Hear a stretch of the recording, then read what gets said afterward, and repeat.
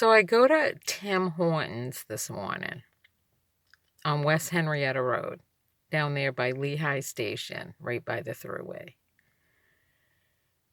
And I'm sitting up close to the building after I get my cup of coffee so I can charge my phone and try to catch the Wi-Fi.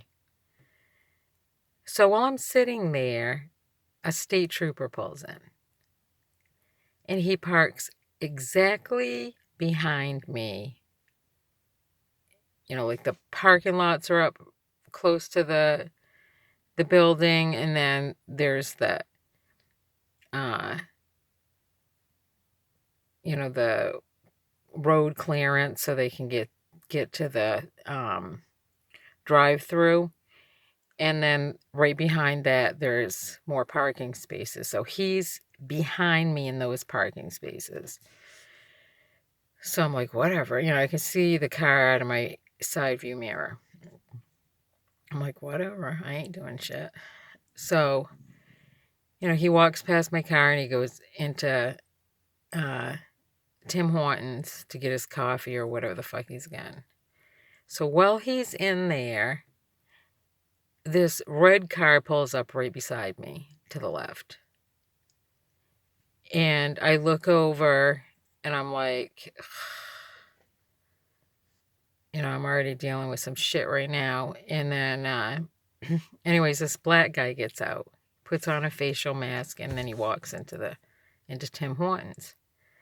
So the cop comes out with, his morning coffee or whatever, and he goes and sits in his car behind me.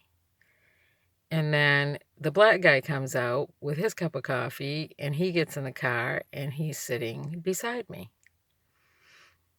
And, I can't help it but do like the three-way check there. I got this, this going on, right?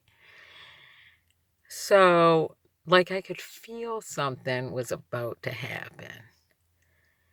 And so I kept, like, looking at the black guy like, I'm feeling something's about to happen, so I'm, like, eyeballing him going. And so he backs out and goes to, pull out of the parking lot, and the cop goes right after him and pulls him right over in between Tim Hortons parking lot and Red Roof parking lot. So he stopped right there after getting his coffee.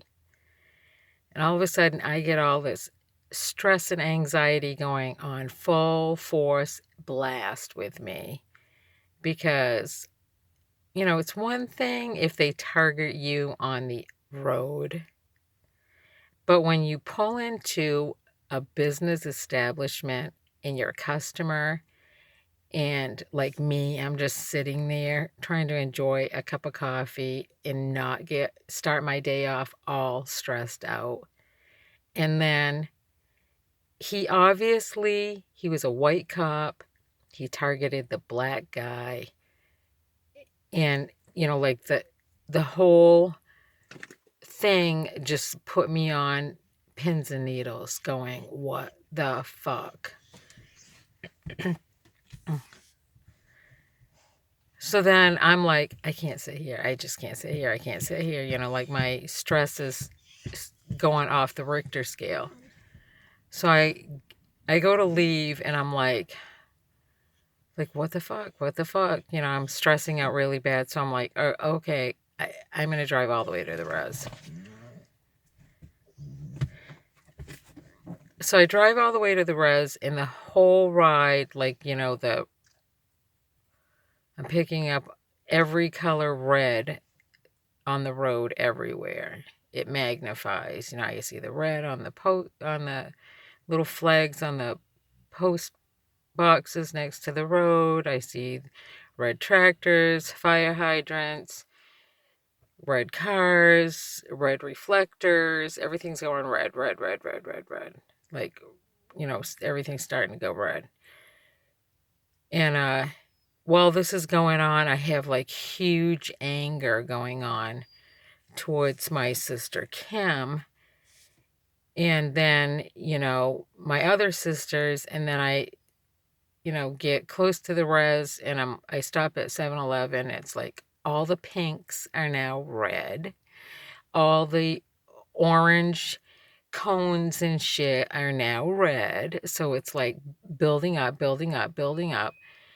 And I have to go hide on the res like where I am right now, where it's nothing but trees all around me. So I'm not picking up that much red to calm me the fuck down.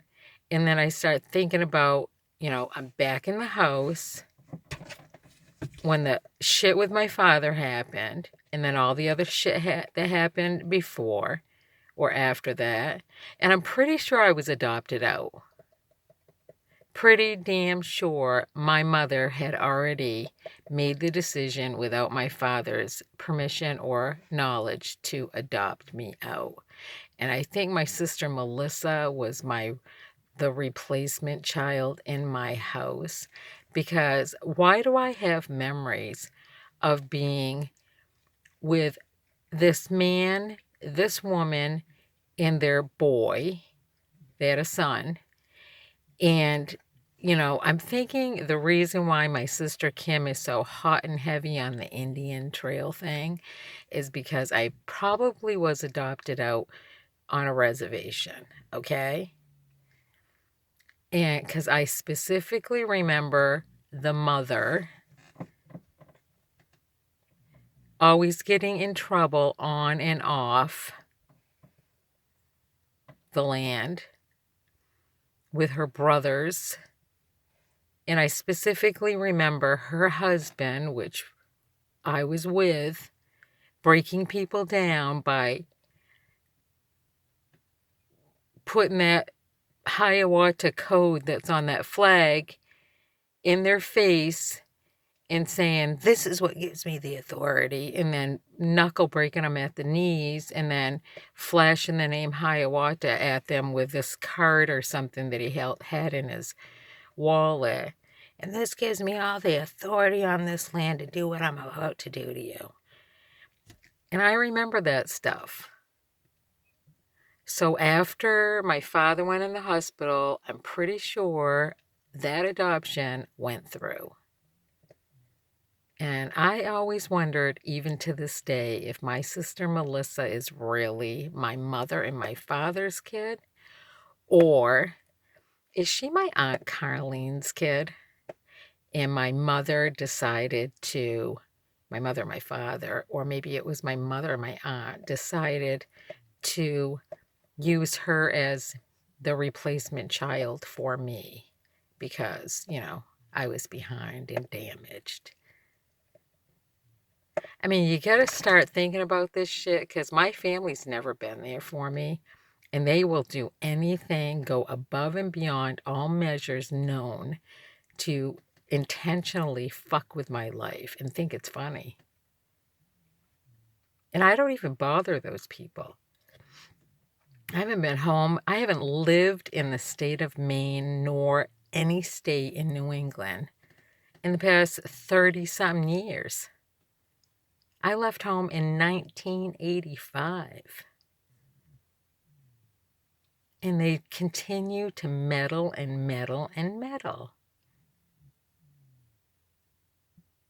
Like, I'm pretty sure at this point you got your own fucking way in life. All right? And I'm pretty sure my sister Kim is on this hot Indian trail for that reason, because I do remember all the times when I was up in Millinocket, Maine, she used to call me a dirty Indian. You're nothing but a dirty Indian. And kids used to fucking beat me up. I was born a boy. I was born a boy. My father cut off my dick, and that's why I'm a girl. You know something, Kimmy? I really hope somehow this gets to that Bertha woman. I really, really do hope that. And somebody starts making some connections somewhere. Because you were working for the Department of Social Services foster care and adoption at the time that you acquired Addison. That's a huge conflict of interest. You should have never been allowed to adopt that kid. Never. And that whole 2015 bullshit with me, well, what's holding up the adoption is I have to prove that I'm Native American. Can you help me? Oh, is that because I was adopted out? Isn't it true, Kimmy, that I was adopted out by some people that were not Seneca, but at the time they were living at the Salamanca Reservation? Isn't it true, Kimmy? And that's what created the Indian stuff with you, your insane jealousy. That's why you have this obsession with Indian stuff. Isn't it, Kimmy? I mean, you've done enough damage to me as a person, and then the brainwashing that you did to my kids, telling them that they needed to help you get me locked up in a mental hospital because someday, we don't want you to turn out like her someday. Wasn't that you, Kimmy? You and Lissa? Yeah, that was you. You too. The replacement child and the undisciplined oldest child. Never disciplined. Ever, ever, ever. Never received any type of discipline. That's her. Now she's in her 60s and she's still pulling shit. I so hope that Bertha woman, I don't know her last name, I did meet her 2006, when she showed up at your house for Thanksgiving, wanting to see her kids, or her kid, and she had Gimme Win with her.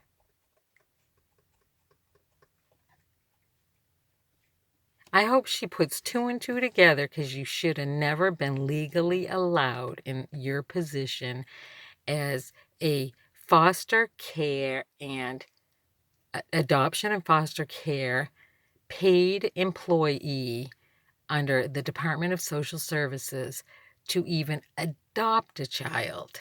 It's a conflict of interest. And how you ever got Risha is fucking beyond me. You probably fucking picked her up off the streets. And then in your job created the paperwork to back yourself up. This is what happens when you fuck with people. Sooner or later, they're going to raise enough suspicion around you that people are going to start looking into this shit. And you need somebody to fucking knock your ass down. Because my mother could never do it. My father could never do it. My stepfather never did it. My grandmothers never did it.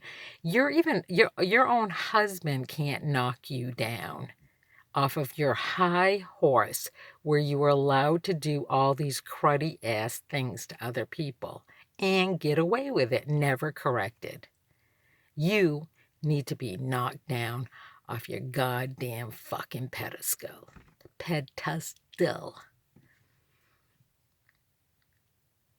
You've never been hit, Kimmy. No one's ever rearranged your fucking face, Kimmy. Ugh. I swear I'm going to find somebody to get that fucking name off my fucking family tree. That's her name, Kimmy.